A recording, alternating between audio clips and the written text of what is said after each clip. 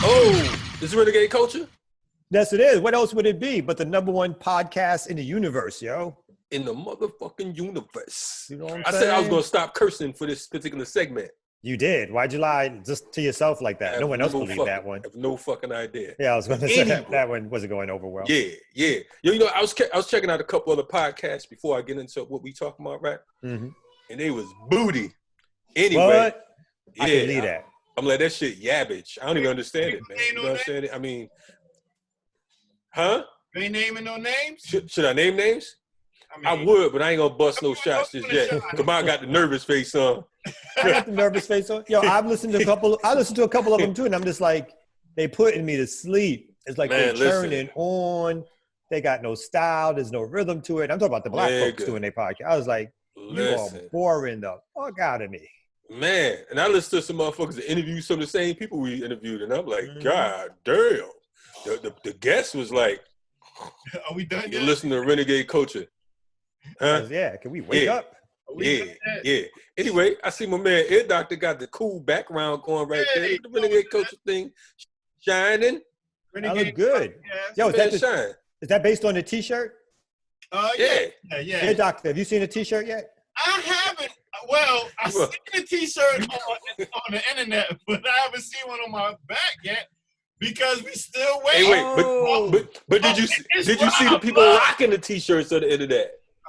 Okay. I mean, I don't even see Kalaji with a T-shirt. Usually when she gets rebranding, he's got it on for like a 3 week straight. Yeah. You got the T-shirt on? Yo, you suck. Take these. Anyway, we're gonna have the models up there showing y'all what the fuck we do. You know what I'm saying? I don't think y'all earned y'all stripes yet. That's the word on the street. Oh, thanks for that. You ain't earned the right to be renegades just yet. Great decider. We appreciate that.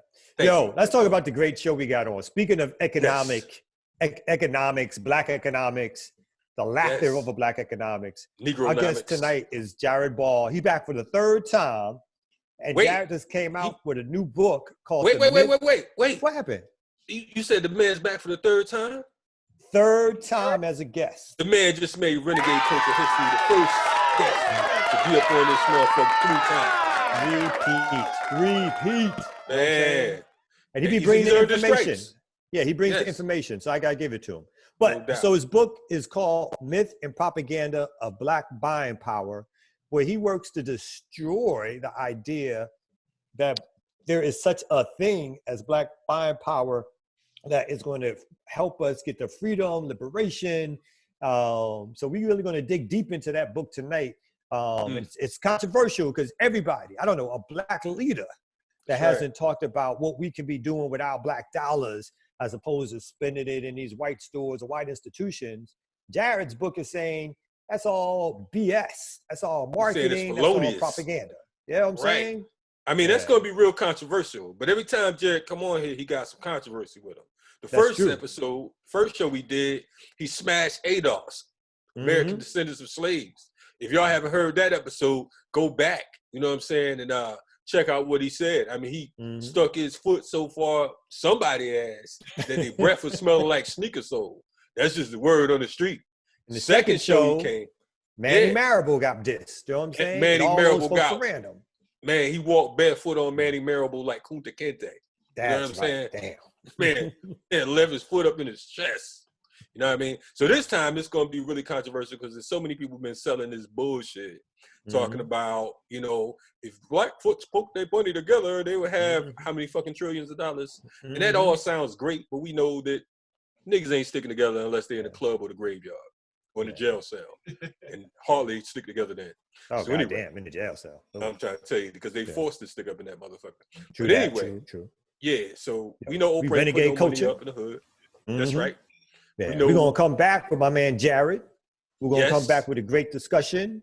Indeed. Hopefully one day we're going to come back with our T-shirts because we here on Renegade Culture. Okay, listen, let me tell you two motherfuckers something.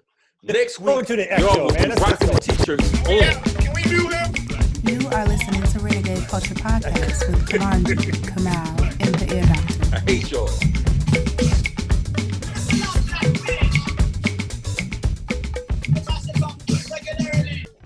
1, 2, 1, 2.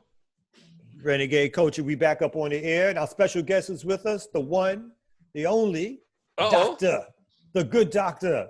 Not the good doctor. Ball. Jared Ball's in the building. Whoa. Ladies and gentlemen.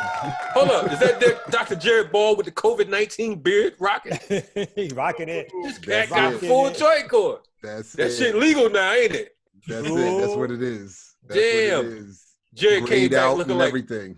Man, Jared came back looking like a Shiite. What's happening, man?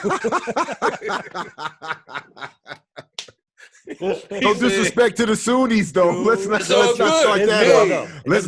that up. Hey, man, I'm all day, every day. You know what I'm saying? Yeah, I'm just saying. You look like, you know what I mean? You start to bump your head 5 times a day. We ready for you. We ready. Jared Ball, what's happening, man? Man, it's a pleasure to be back, man. I love the show. It's always good to be back on. I appreciate it. Man, it's like your second home over this motherfucker. I don't know where else you live. You know what I'm saying? I hope so. Nowhere. Where else? He's like, I mix Renegade Culture. That's the name of the show. I'm trying. That's what that's what it is. You're gonna be like, I mix Renegade Culture. You know what I'm saying? Yeah, doctor, we had to get rid of your ass though, because you know, started off with too much cargo. You know what I mean?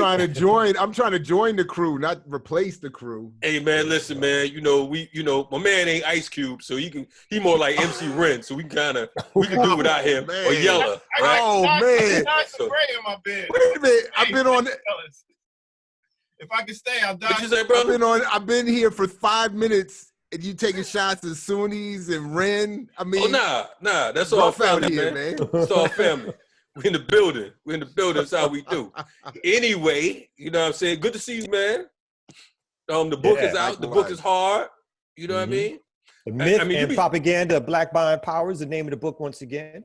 That's a series title. Mm-hmm. So, let's just jump in, right? I mean, let's jump in real quick. Sure. So, go ahead. Go ahead. You was going to say.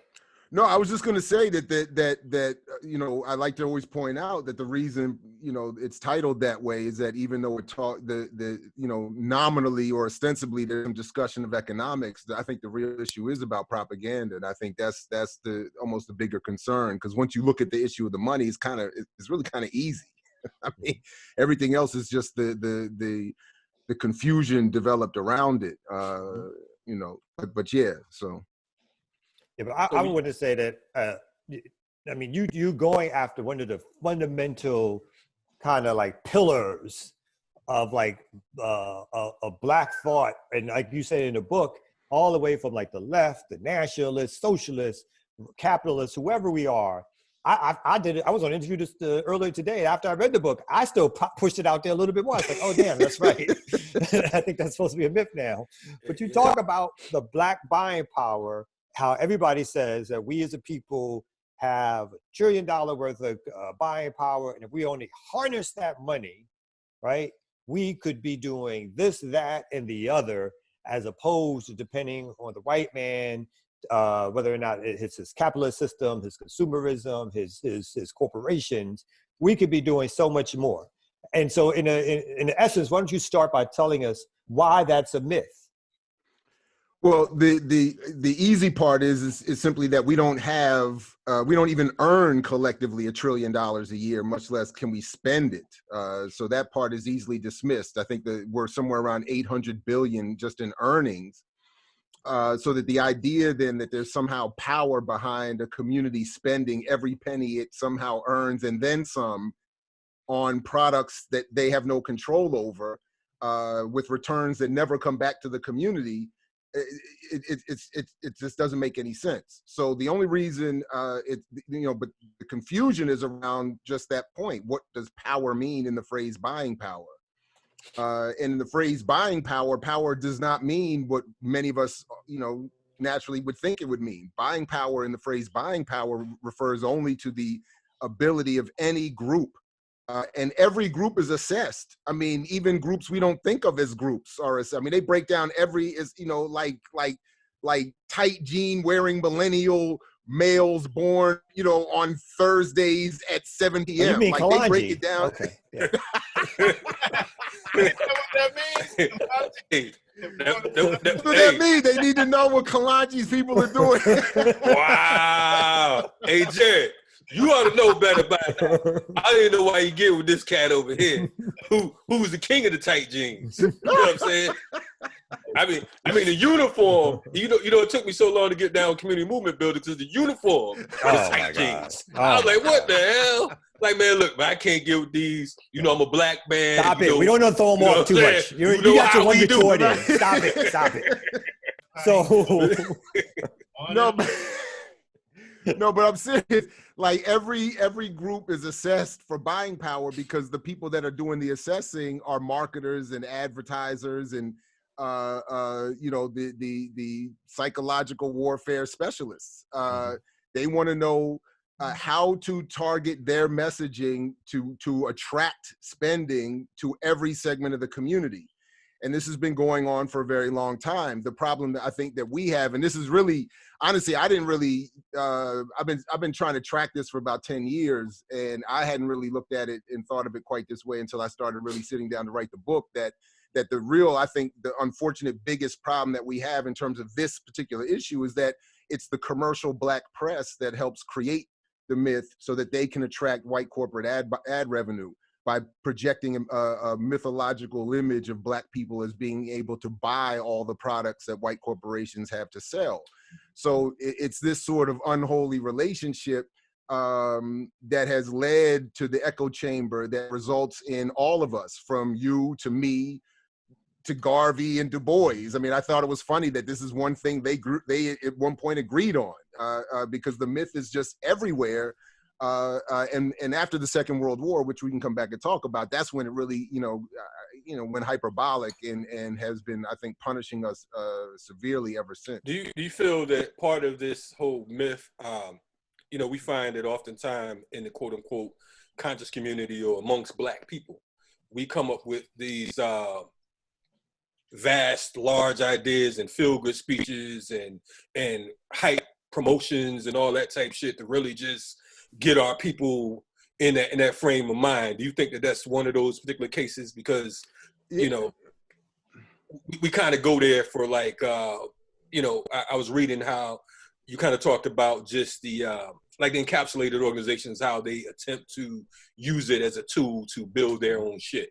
Is that kind of? I think everybody, again, across the spectrum has used it for different reasons at different times, and not everybody is the same. So I'm certainly not, I'm certainly not advocating or arguing that just because Marcus Garvey at one point believed in buying power, that he was the same as a Jay-Z or, something like. I'm not saying that at all. I'm just saying that the pervasiveness of the myth, and then really, if we look at the media environment that has developed, to aid this along, like this is part of the problem. But certainly, look, there are people who want a good applause line. I mean, look, I've been stuck in front of a room and felt like, I feel I need to say something to get the crowd back. Mm-hmm. And I'm, you're looking for that line. Like, what is it? I need something to grab people.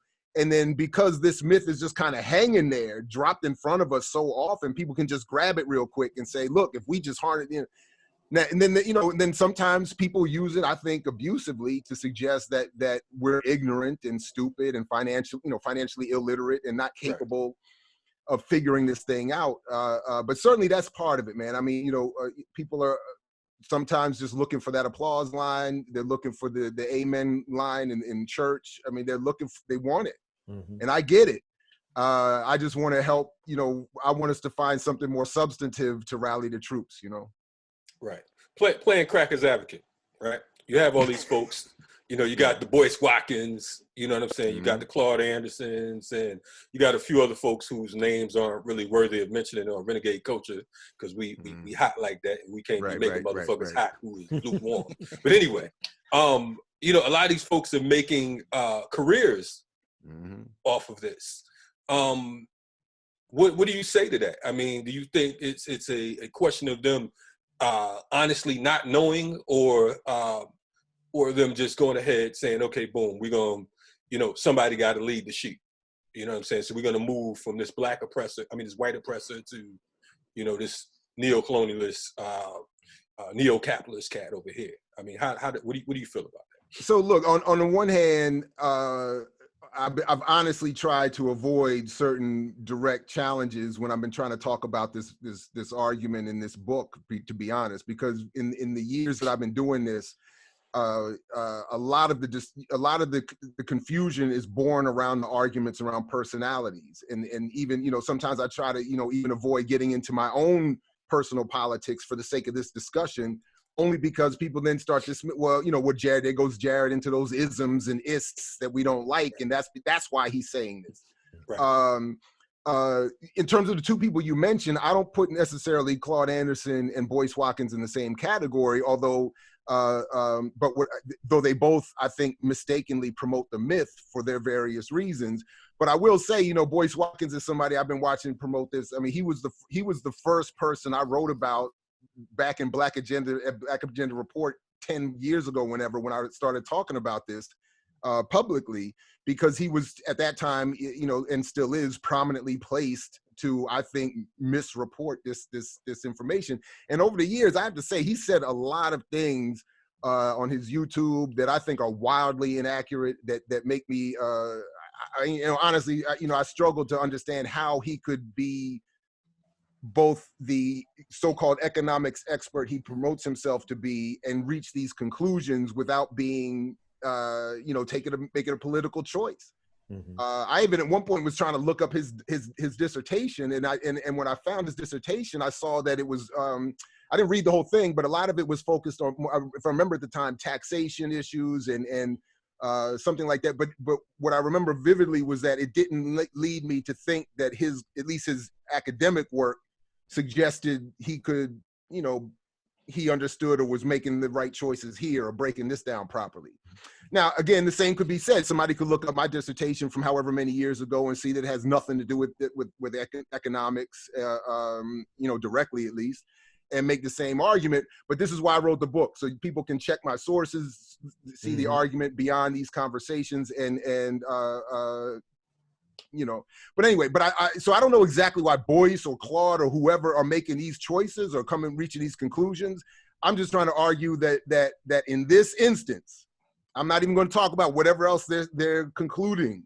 In this instance, they are mistaken, as are many people that I actually really have admired and still do. I mean, I'm not trying to say Malcolm X supported the myth at one point. Yeah. Amos Wilson supported the myth at one point. Du Bois and Garvey supported the myth at one. I'm not arguing that we should throw all of them and their ideas out. I'm just saying on this one issue, we got to get this part straight. So because I think it's really blocking a lot of progress. Well, let's get into the origins of the myth, because I think the origins, even before it was about black buying power, it was about worker buying power. And I think in your book, you point out that some of this was actually set up to monitor what workers were making, so you could sort of see exactly where they were at. So they were comfortable enough so that they wouldn't rebel, but not too comfortable. So can you talk a little bit about the origins of the myth in itself, and then how it spread to the Black community? Yeah, to me, again, this was fascinating for me to find. I mean, you know, the origins mirror a lot of what's happening right now, and even what was happening before this crisis, where the elite were saying, look, obviously we don't want to pay these people a whole bunch of money because we want to, you know, we're extractive and exploitive. We got to get paid. But we at the same time don't want them to be so poor that they actually cannot afford to go shopping and buy the products that they're helping produce, that we at you know, the owners and the manufacturers turn into wealth, you know, when it's consumed. And then B, almost equally important, if not more important, we don't want them to get so upset that they rebel. And you know, of the many histories that are abused in this country, the labor history and the labor struggle, that movement history is completely abused. So we lose all the histories of, and I'm not trying to create fantasies of interracial unity, but there were interracial variations of struggle, all of which were wildly radical and sometimes violent in defense of working people. I mean, again, the only reason we have nominally, at least I know a lot of people don't have it anymore, but weekends and, you know, 40-hour work weeks and, you know, child labor laws and all that kind of stuff came from like direct, you know, bullets flying fights. I mean, these were, you know, they literally went to guns just so cats could go home after like a regular day. I mean, it's crazy. So to try to put that together, the government got together with the economic elite, and they said, we got to create cost of living surveys, and we got to figure this out. And that was how it all started. And more or less, well, after the Second World War, I argue, kind of got weaponized by the Black commercial press primarily, and then weaponized even further by the Nixon administration under the umbrella of Black capitalism to really wipe out Black power and radical movements, and then to fully concretize what we see now, this idea that if, just as you were saying, if we could just figure out where to put this money, we're good to go. And it's just unfortunately not that simple. So, yeah. Let's take a break here. And when we come back, let's talk about that origins where the Black community started picking up on this theme and how it was sold to the Black community. And like you said, the Black press sort of ran with it because they got something out of it too. So we're going to be back and continue this discussion on Renegade Culture about the myth and propaganda of Black buying power.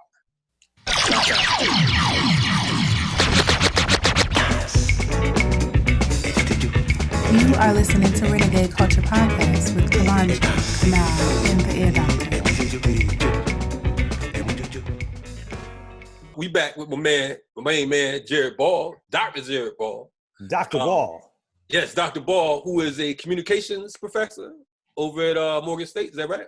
That's right. That's right. And keep saying the doctor because I'm still paying for it. So we might as well keep saying it. It's all good. My daughter will.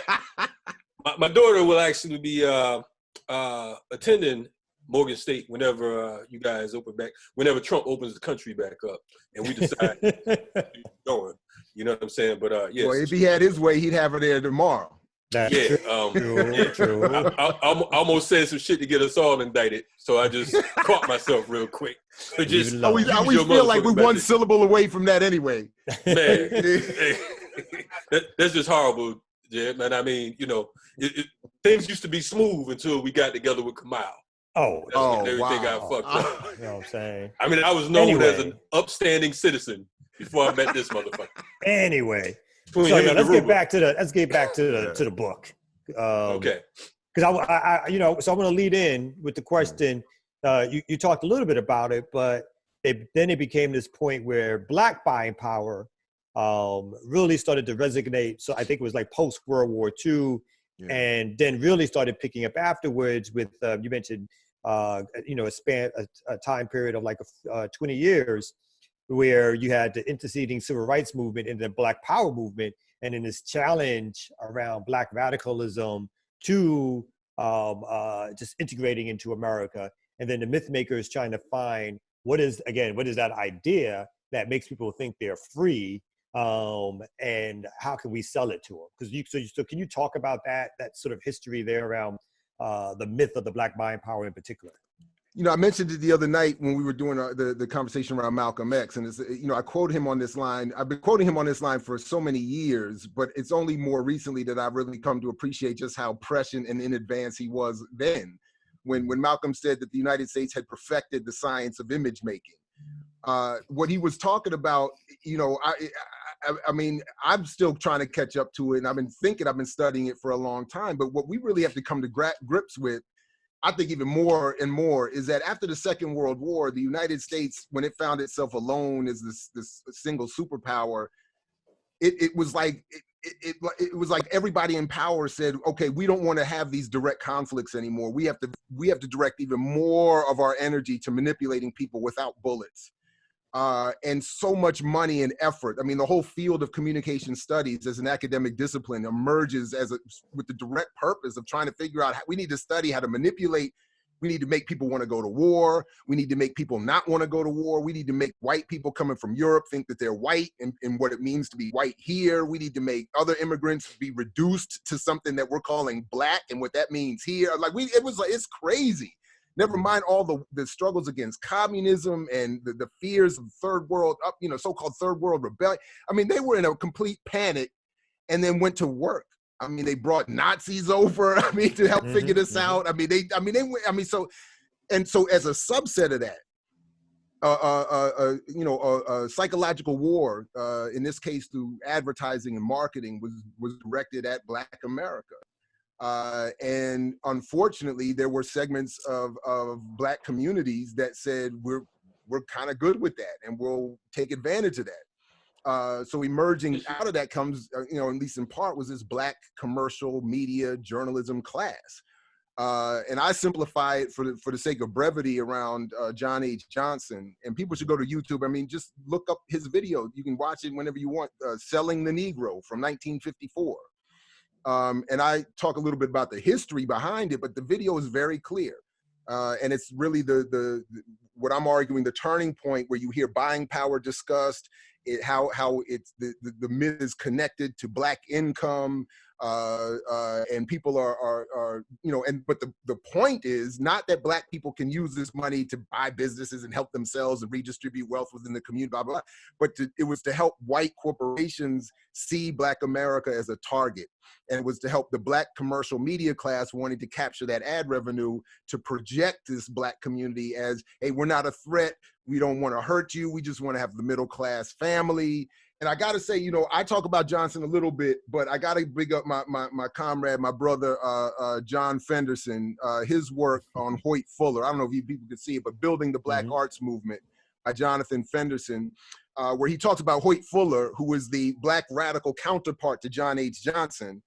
And you can see more about the kind of class and cultural politics that Johnson and cats like him were starting to play then, and that has really been perfected by that Black commercial media class today. I mean, it's really beautiful, projecting like we're all Black and loving one another, but we're really selling you, and that's what I mean, selling the Negro. It's Black, and that's how media work real quick. When you're watching TV and you see a commercial, it's not the product being sold to you, it's you being sold by the television network to the companies buying the ad space to sell that product. And that's how they look at it. It's the eyeballs being sold, in this case, bodies being sold again, by the way. So that's really what it was. It's the Black community being sold to white corporations using the myth of buying power to propel it. And then what ends up happening is many in our community, some well-meaning and some probably not, take that and say, if we use it, come to my program and buy my thing. And then we have, that whether you want to call it a class struggle in the Black community or whether you want to call it a white supremacist taking over the African mind in the Black, I don't even care which version or what version you come up with, but there is an eternal Black conflict that has to be discussed, I think, and addressed in dealing with this in related. Then you go into like the Black power, sort of the more conservative side of Black nationalism or the Black power rights, also buying into this argument. So it's not the straight up the integrationist capitalist class. It's also the sort of narrow Black nationalist class who see this Black power thing as like, yes, we can build Black businesses too and get money and redirect that money from going to white corporations or to Black businesses, and then something that Nixon seizes on in terms of uplifting this idea of Black power. So talk a little bit about that. Why? Because you alluded to it too, about all these how communications is used in terms of the propaganda area, but how different U.S. agencies got involved in this propaganda in addition to the president, and they sold it, made it big. And I think in your book you alluded to also like some films where they started having casting with like Black actors in the background looking all cleaned up and new, because that was part of the idea of selling Black folks as consumers. Part of the packaging. I mean, that's what it's wild, it's funny, years ago, my mother used to work as an extra in film. She was just try to be around movies. And it was the first time I thought about what it meant to see the people in the background of a film. Like, they're there on purpose, and many of them are actually talented actors who are sitting in the background pretending to have a conversation so the stars look like they're in a restaurant. And it made me think about for the first time how meticulous a scene in a film is managed or manipulated. down to the cup. You know, when Game of Thrones last year or whatever got caught leaving a Starbucks cup, cats got yelled at. They were like, so I probably should have got fired, to be honest, or at least gotten some serious trouble. Like, that's a major issue. You got the continuity. That's your job. But anyway, right. but so what you're referring to is this instance where the I believe it was the predecessor to the CIA, the OSS, slipped my mind with the Operation Special Services, so I slipped my mind. But the predecessor to the CIA, where they were talking about the necessity of putting Negroes, so-called Negroes, in these positions in films so that people seeing these movies around the world, even if they don't speak English, will just see, oh, look at the happy Black faces in the background. America must be, must be all right. I mean, things must be okay there. So they were thinking about, this was the role that unfortunately we were projected to play internationally by the state to, again, project the broader goal of creating of wedding the concepts of democracy to capitalism and freedom to capitalism, and saying this is against communism, and we don't want to, we don't want the radicals to have any room to breathe, so we're going to co-opt them by putting them, at least representatives of their communities, in these films. And then the diaspora is supposed to see, and it's on and on and on. Today, I mean, if we really look at what's going on today, I mean, we're in, it's in, hyper, speed or whatever. And the process is so much more sophisticated and ingrained. But that's what they were trying to do. So then it became essential in this way. I mean, that's why the partnership, I mean, still to this day works, because the corporate elite or the power structure wants to create the mythology among its colonized community so that they don't rebel. Nixon was very clear. Black power is not supposed to mean what Stokely and them are saying. Black power is not supposed to mean socialism and Pan-Africanism and radical internationalism and radical Black nationalism and guerrilla warfare and all these other things that people were talking about. It's supposed to mean Black elected officials and Black entrepreneurialism. So he literally, I'm sorry, go ahead. Yeah, go ahead. No, I was saying they were sold on the perception of Black power. Basically, the whole thing is like, this is what we have. This makes you beautiful. This makes you powerful. You can sell 1 million records. You can be a billionaire if you sleep with this one and you sell that one and you go crazy and all this type of shit. How do we combat that mind state? Because it's two different extremes. We have, that particular mindset, and then we have the folks who are diehard Dr. Amos Wilson fans. You know what I'm saying? And many of us, we love the works of Amos Wilson and so many others who came with this new mindset. It sort of reminds me of when the Nation of Islam came out with, the whole waking the dead. You know what I'm saying? Resurrecting the Black man, the woman, the downtrodden, and cleaning them up, putting suits on them, educating them, so on and so forth. That mindset is good for a season. You know what I mean? But when it comes to power itself, how does that balance? How does it, obviously I don't know exactly what to do, but at least my argument is that one of the attendant myths associated with the myth of buying power is that economics is the path we need to focus on almost exclusively to get, and once we get that straight, then we can deal with politics and everything else. That's not how economics work. Whether you want to focus on it as political economy, as I think is appropriate, or if you just want to look just more directly at the relationship between public policy and where money goes and how it's created. Either way, that's where we need to be, I think, going, and where we need to be more focused. In other words, to say we can never catch up by playing an economic entrepreneurial consumption game. I'm not saying we shouldn't do it. I'm not saying we shouldn't buy Black and bank Black and all of that. But we, I think, have to recognize all of its limitations. And if we start to understand how the economy works, how banks work, I talk a little bit about that in the book. The sources I cite do way more work on that. Marisa Baradaran, Earl O'Farry, back in the day, The Myth of Black Capitalism. I think they've already done the work to show that these plans don't work.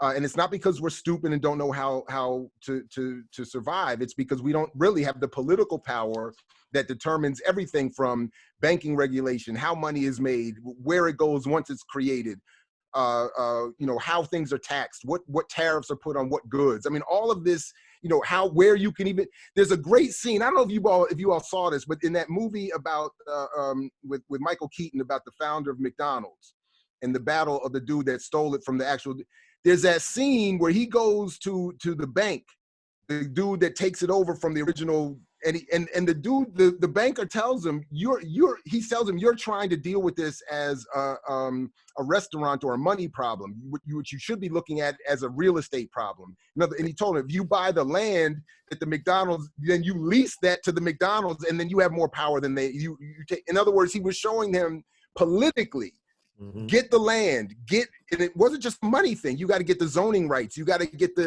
all of that stuff requires a political apparatus and support. Then you have to have the political power to get the loans, to get and all that stuff. Black people don't have any of that. So we can't play that game. What I think we need to do is play the only game we have ever played, which is what I've been able to play, which is what Nixon and them were trying to discourage by this promotion of Black capitalist mythology.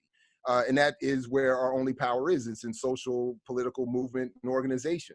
That's the only power that we actually have, that we can actually marshal to do whatever it is we think we want to do. None of the plans that we have, even those who disagree with me and say that we do need these economic models first, even that requires a level of political organization that we don't have.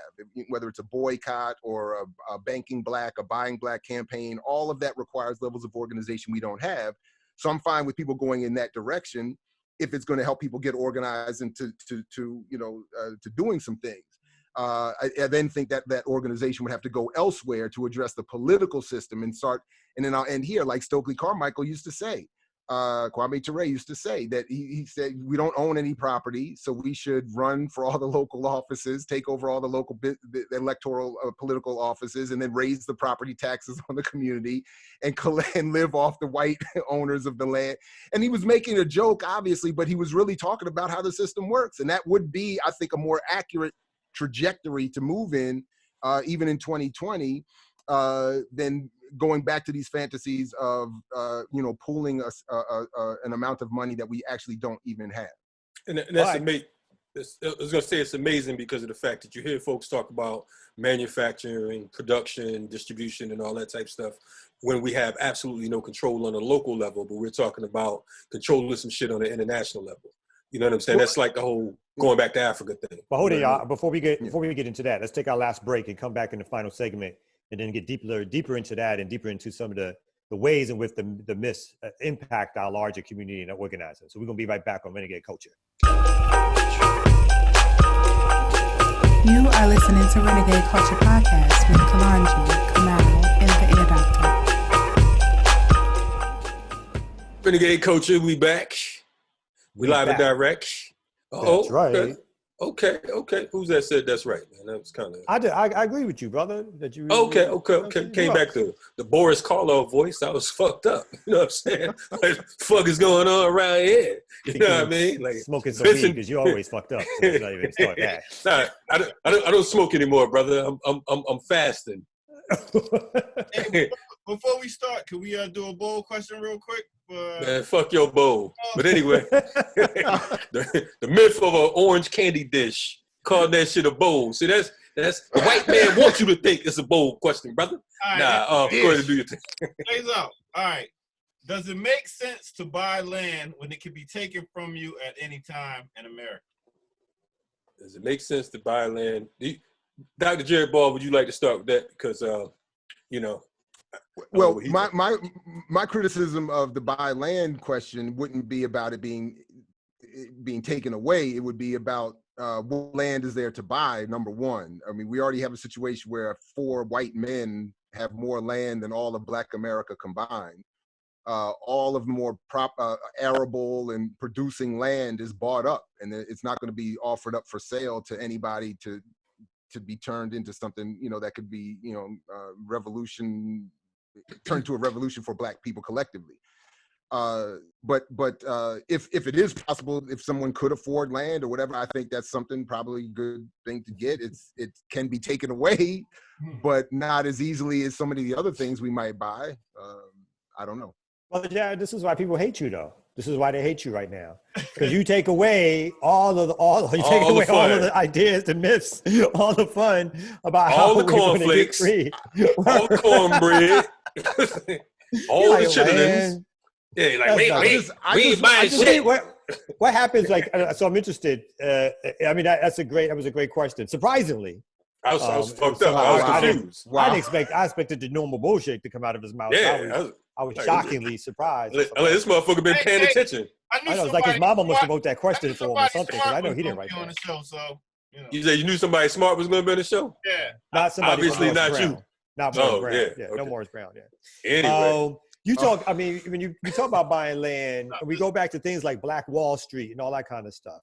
So what do you say when folks are so, the belief that we've created already these economic enterprises or collectives that had strength, and obviously in the telling of the story, it was only because the white man knocked them down, illegal and extra legal, with guns and coming in, right? But the means to do that was there. We were doing that. If it was allowed to grow, it would have been this sort of great utopia in the future for Black folks to sort of jump on and duplicate. So what do you say when you hear that kind of boom, boom, boom, Black Wall Street? We can do it. Obviously that's one of the first things people have been bringing up to respond to me for years. And I think, unfortunately, it's like a lot of things. We don't look carefully enough at the situations that we're talking about. So I admit, I don't deal with this in the book. So I would love to at one point come back and do maybe a part 2 to talk more specifically about these issues, these instances. But the reality, the broader outlines that I do draw in the book explain the situation. So look, what I've come to realize is that unfortunately the terrorism that the Klan and whoever waged on Black Wall Street and Tulsa and wherever else these instances picked up, the terrorism, the more almost damaging terrorism is in the long-lasting impact it has had on the historical memory of our community. And the economic analysis of our community, because what I think what they really did, had those terrorists not done what they did, we would have seen over time that those communities would not have been able to expand economically in the ways that we think, and they would not have created without a more aggressive public policy development within those communities to redistribute whatever wealth was being created. They would not have created a collective wealth or improvement that I think we fantasize would have been the case. What often occurs is, and Earl O'Farrill and others tell this history very clearly. We get a few people, Black people do very well, a Black bourgeoisie, as Franklin Frazier most popularly called them, and then the rest don't do well. But the real reality, I mean, beyond that reality, for me, in this myth, is that it also, the terrorism and the destruction of those communities also aids in the flourishing of the mythology of the circulating dollar. And had those communities not been destroyed, the dollar would have circulated and they would have done. But that's not how wealth is created. Wealth is, so as Marisa Baradaran puts, I think she puts it brilliantly, you can segregate people, but you cannot segregate money. Wealth and capital, and with all due respect to the critics of Eurocentrism and Marx and all of that, people should read Marx, because Marx is exactly right. Capital is what the fundamental nature of capital is. It must move. It must be reinvested. It must keep going. It can't be saved. It can't be circulated in a small community of mostly relatively poor people. It must be so in other words, just an example, Tulsa would have been cut off from the national and international economy. They would not have been able to pool that wealth and invest it in the larger economy, to have it return wealth back that could be then reinvested back in the community, the way white communities and others are able to do for certain segments of their communities. Not everybody in their communities. A lot of white people are not doing well. A lot of Asians and others are not doing well here and back wherever they're coming from. So we have to be clear that nobody, even whites in a white supremacist system, even whites are not collectively, unless compared to us, doing well. I mean, they're struggling. So we have to understand. I feel like I'm rushing a little bit here, maybe not getting it in exactly the way I would want to, but I want us to be clear that as clear as I can, that when we look at those instances in Tulsa and elsewhere, we have to be very critical of the stories and the fantasies we're being told about what would have been a potential for them to expand and to grow. Very quickly, we have to think of it this way. People talk about all the time, well, we instead of buying Nikes, we should have our own shoe company. You have to think about it, what goes into not only the public policy that goes behind Nike being able to establish its factories all around the world to exploit workers elsewhere, but in terms of if you, Kamal, started a shoe company, we all started buying your shoes. We ain't buying that shit. Huh? We ain't buying that shit. You're buying that, nigga. You buying that. You buying my shoes. Black people, even if every one of us bought your shoes, we are not earning enough money to buy enough of your shoes, to create enough wealth for you to expand your business so that you could produce enough shoes for all of us to buy. I mean, that's the other part that people keep forgetting. At some point, the business has to expand so that it could produce shoes for 40 million people. We don't have that capacity. We don't have the capital that would require to invest into that. We don't have the public policy connections that would allow that company to set up a shop, because nobody's going to want to do it here. You can't pay American workers a $20 minimum wage and have them make your shoe. If you want to sell it and make the money to rival Nike, you got to have a Korean making 5 cents a day and whose lungs are exploding from the factory glue and all of that. That's who has to make your shoe. So this is what I'm saying, like this, in this COVID crisis, I'll stop here. I think this is a great time to revisit all these questions about how the economy really works, what role consumption plays in it, and then what we might want to start to do going forward, because clearly we're going to need to do something new, because as bad as it's being reported, I know it's actually worse in terms of what's happening in the streets now with people's incomes, jobs, et cetera. So the folks who say desegregation was the worst thing that happened in America, segregation was good for black folks, this and that, what do you say? Well, I think, again, there are some mythologies that are born around the memories of segregation. And yes, there are certain things that were better there, in terms of, tight-knit communities, right. Seeing black people, take care of one another. And clearly, when I read about the histories of the school system, it seems that what was going on there was much better.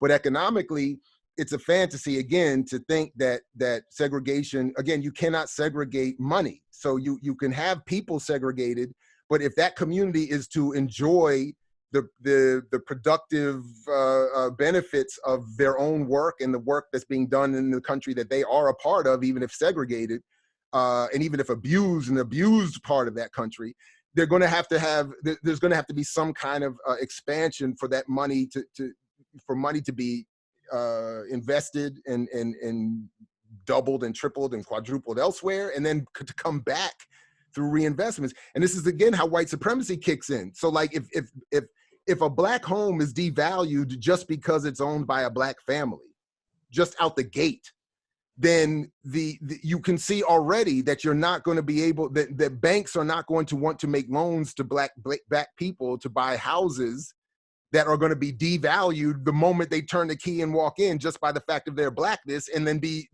which of course hurts their earning income and makes it harder for them to pay the loan back. So this is why small banks, white or white, black or whatever, don't expand and don't do well. And this is why black banks can't expand, and why we have the same amount that we had in 1969. Because there isn't enough money in our community to invest in these banks, for those banks to flip that money into more money and then reinvest it in a way that will make them money back into our communities. So this is why we don't see any investment in our communities. And this is why even when we do bank black campaigns and go and support black banks, they themselves can't do even what they claim they would do if they meant what they claim. And I just want to say very quickly, I don't think we have time now, but I do want to shout her out again. Marisa Baradaran's work, The Color of Money, she really breaks down what a bank does and how it works, and how our deposits in black banks actually hurt them. They're not even helping them, because they can't even afford to service the money, the little bits of money we do put in there. So a lot of these campaigns that Killer Mike and others are promoting are really they're fantasy on top of fantasy. And the only people that benefit, if at all, are the handful of the Black elite, which is, again, a relative term.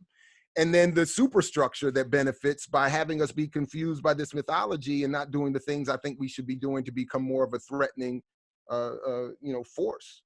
I think we should definitely broaden this conversation because it's much needed in our community. And I think that I'm going to reach out to Killer Mike. I think you two should have a conversation on renegade culture, because I think that, because I think that, I think a lot of our people mean well. You understand what I'm saying? And the question is, and just as a community itself, what are our alternatives? I think that we get caught up in thinking that capitalism can be used as a tool to really take us up out of here. And it can be used as a tool to take us up out of here, but not in the way that we think. So I think that we should really address that. I would love that. I think, I mentioned them in the book. I saw Killer Mike and T.I. on their speaking tours, the last couple of years and all of that. And with all due respect, they're making a lot of mistakes. And I thought it was really funny and sadly, ironically at least, that in Killer Mike's Netflix series of a year or so ago, I don't know if people caught this, but I mean, in one episode earlier in the series, he promotes buying power as a mythology. And then a couple episodes later, when he's trying to help the brothers get their T-shirt deal, the Crips and the Bloods do a T-shirt or a Pepsi or soda deal or something. Soda. Yeah, some soda, right. But he took them to a white venture capitalist because he's like, we got to have Black owned business. But the first thing he did was take them to a white venture capitalist to get funding. And it's like, this is what I'm saying. Anyway, but really what I in a loving look, first of all, I just want to say I want to be clear again, as much as I can be, that I am not trying to say that I have all the answers and that everybody who supports this is wrong in their entire life and that we all can't make mistakes and that if we disagree, we still can't be brothers and all that kind of stuff. That's not, but I am saying that I disagree. And when Killer Mike and T.I. go on their stage and they say very clearly, as I saw T.I. do at least on one occasion, where they said, they were talking about economics and the hood and this, that, and the third, and they were saying, well, if you're not from the hood, you can't talk about the hood. Okay, I can respect that. But at the same time, that principle is not extended to conversations around politics, economics, political organizing, and all of that. And with all due respect, for all the years I've been studying in meetings and doing, I don't see them. I haven't seen them in any of these meetings. I haven't seen them in any of the spaces I've been in. And I don't see them talking to the people who were in those spaces either. So whether it's me on your show, which would be great, or anyone else, I think that people like that should be speaking to people who are more seasoned in this work. More importantly, they're not even in the hood no more, to be honest. So that's not even, I mean, it's not even that like they spending their days and like in the nights going back to wherever they came from to be up in the hood because they keeping it real. Like they buying buildings and stuff like that, trying to put up fish markets. And again, I'm not necessarily, I agree with you, I'm not like all mad at that, but they can't be cutting off the conversation because they don't have complete answers to what the questions could be just by telling somebody you ain't from the hood or whatever. Because I think partly what I also hear you saying, and you talked about this at the end of the last segment around policy and organization, that the economics could matter more, right? It could matter in some ways if we were in control somehow of policy and organization at the same time as trying to strive around some economics, because then we would have control over zoning or regulations and so forth. Taxation and all that kind of stuff, which is different ways in which, like how the capitalist structure does decide to redistribute resources, because they'll take that tax money, build that road, allow those trucks to go down, which further, increases somebody else's wealth.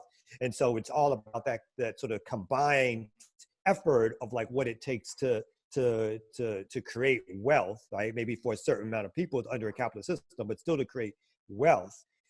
It takes some sort of combined effort, and you can't do it alone if you're like in this box of like, it's only going to be this economic development, because even going back to the Wall Street example, if somebody don't like your ass and they got a military or they'll knock you down, or if they got the laws on their side, they'll just change the laws and that'll knock you down. So unless you're able to control more than one apparatus, you're in serious trouble. That's the part that we're not addressing at all. You know, the security aspect, because we're not, and that's the ultimate as far as what the question the ear doctor asked about, you know, saying that things can be taken away. I mean, these motherfuckers will take your life, they'll take your freedom, they'll take any damn thing if you don't have military and security and back some type of armed apparatus. Then you lose. And unfortunately, we are a quote unquote minority in this country as far as this frame of thinking. I'm not even gonna say black people because of the fact black folks in this whole, the myth of sticking together.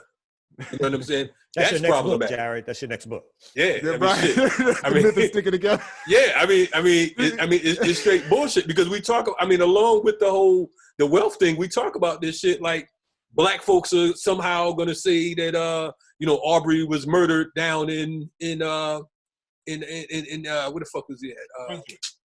Brunswick. And all black folks are gonna rise up. Or Trayvon was killed and all black folks are gonna rise up. We know that that's bullshit. You know what I mean? And we know that, you know, we have issues with different enclaves. We're all in all of those circles. So that 14% of the population shit, when we break it all down, it's like 2% of us. I mean, that's certainly part of it. That I think you both make a great point here because, you know, a lot of the mythology around buying power presupposes that we're sitting on this pot of $1 trillion, and we're all deciding as a block what we can do with it, or we have the ability to decide as a block what we're doing with it. And there's so many problems that some of what you just point to right there. You know, again, this is why I keep trying to, at least I've concluded that if we're for and especially in this space where I think it is understood, for overt public political discussion and organization, if people are going to, you know, that will require engaging the political system, the electoral system, the public policy system, the apparatus, however people want to describe it. It will require that. And I think to your point, if I understood you, Kalonji, that it will also require on some levels, some maneuvering with other groups of people if there's going to be some, you know. So this is why I just keep trying to argue, look, the elite have been very clear, at least with themselves, that they're going to tell us, just it's kind of like with culture. We're going to send them to popular culture and to popular discussions of saving their money and getting their money right. And then we're going to go off to the opera and to the classical theater, and we're going to capture public policy and make government actually work for us. So in many ways, when you know, these 2020, these quadrennial extravaganzas, I actually like Chomsky's line on that one, when he calls these elections, you know, what they're really charading is that the elite are using them just to distract, for the most part, how they're capturing all of the public policy so that they can capture all the wealth that we're creating and distribute it the way they want. And if they want to give us $1,200, you know, a couple of us $1,200, they might do it. And if they want to give a tax break to their buddies and punish people like my family that are stuck in the middle heavily, then Trump's going to do that too. And there's nothing we can do about it, you know, more or less. So that's what I'm saying. Like our efforts, I think, should be, our public overt political efforts should be addressed to that $20 trillion gross domestic product that gets generated in this country every year, that all of us help produce when we buy something, when we pay a bill, when we do all the spending that people say we're ignorant for doing. We see right now that when people don't do it, the whole thing collapses. Mm-hmm. So stop telling whoever in the hood to stop buying fronts and rims and hair and nails, because if they stop doing it, this is what happens. COVID crisis has happened without the virus. It's an economic virus. So what we should be saying is, buy your hair if that's what you want, buy your fronts, buy whatever you want, because you're producing wealth that our public policy decisions are going to redistribute back to us in whatever ways we decide, whether it's free education, whether it's paving the roads, free healthcare, whatever. We're going to have so much money, we can do what we, you know, but all that's public policy. It's just currently set right now to just be extracted through tax, tariffs, all the other things we were talking about, to go to that top 400 families, that 1/10 of 1% that have almost everything in this country. Now, you know, tomorrow there's going to be a headline that's going to say, Dr. Jared Ball says, buy your hair, Buy your That's fronts. it. You know what I mean? Fuck your toilet paper. All that shit. You're going to be telling Kamal, buy your tight ass slacks that you be wearing. That's right. When you go to these goddamn corporate meetings. You know what I mean? I do want there to be like I do think that we should start like a hashtag respect my consumption or something like that effort, because it should be like, respect me when we buy all the things that we say when we buy that $8 Starbucks coffee, we're helping the Starbucks employee have a job. By the way, that was the unofficial contract that the labor movement at one point signed with this country. The point was, we're going to get healthy conditions, good pay, time off, all those things. And in addition to do that, we're going to pay a little bit more so our workers can have that. Then all of a sudden, over the last 50 years, the elite said, nah. We're going to externalize that situation, and we're gonna ship that out and make other people pay for it.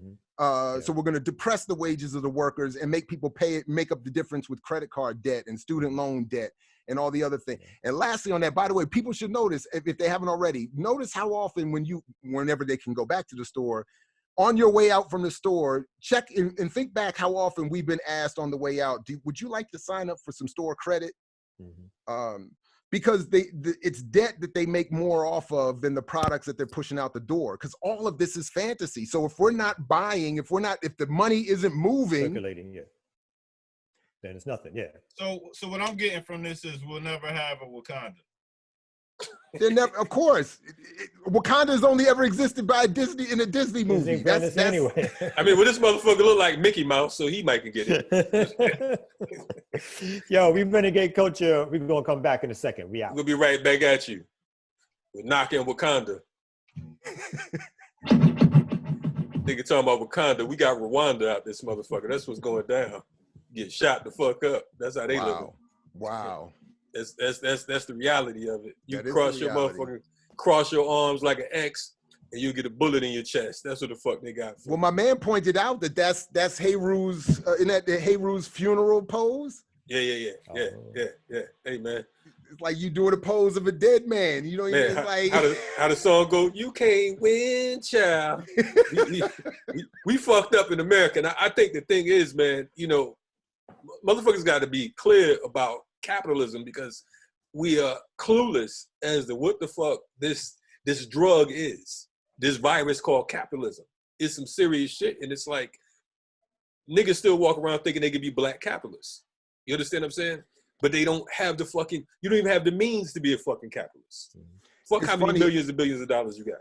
At one of these black business things that I went to a couple of years ago to talk about this after Black Panther came out, one of the people there made this point, and they were saying, well, if you don't like Black Panther, well, you should have, why don't you go and make your own movie, and then we can support that. And then I just started laughing. I said, I pointed at the screen that they had up, and I said, just look at the credits at the end of the movie.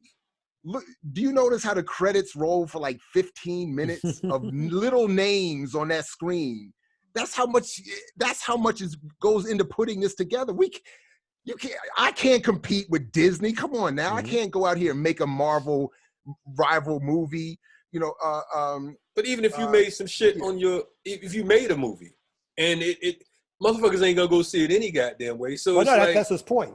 Yeah, I mean, it's like even if you make it in the distribution of it, right? Yeah, all that is tied up into it. Yeah, that's it. I mean, shit.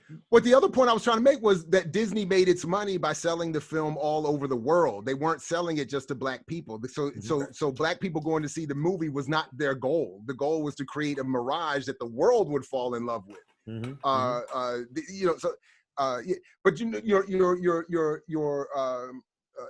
Look, this is why I was trying to point out that never mind all the other stuff, but the annual corporate ad revenue expenditure right now is over $400 billion a year just in this country. So the amount of effort going to confusing us about how this stuff works, we shouldn't take for granted. I mean, they're putting in a lot of effort to make sure that we can't. And it's like somebody would say, like every week somebody says, why don't you go on Roland Martin's show? Roland Martin has the most popular black show, blah, blah, blah, blah. And then I showed, look at the front page. right at the bottom of his front page, it says Roland Martin is going to help, show the power of the black buying dollar, the 101.3 trillion. I'm saying he can't, never mind what I think of it individually or personally or politically, as a business interest, the black commercial media class can't engage this discussion because they need it to attract white ad revenue. Yeah. I mean, that's so no wonder we're so confused. All right. Our confusion is confused. Should we have the mind state of we're prisoners of war? Absolutely. We are prisoners of war. Jalil Muntaqin, in one of my favorite old videos, made it plain. He said when he went before the judge said, "You act like a prisoner of war, we're going to treat you like a prisoner of war." So the state has made it clear. But again, right. It's not up to us. They've told us this is what you are.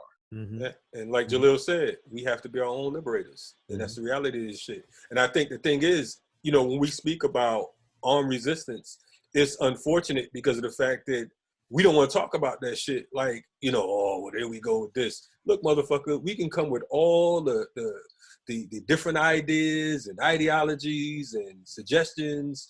And at the end of the day, there's been no revolution without bloodshed. And it's like having life without breath. You can't live if you can't breathe, motherfucker. And that's just the reality of things. And we don't want to talk about it because of the fact that it almost sounds cliche. But at the end of the day, it's like the system has to be abolished. It has to be totally knocked the fuck down, and it has to be replaced. And until then, we'll just be having intellectual masturbation. It's interesting you said that because on some level, if I disagreed, I would slightly disagree, only to say that I don't think people don't bring it up because it's cliche. I think people don't bring it up because it's scary, and it's scary to bring this stuff up.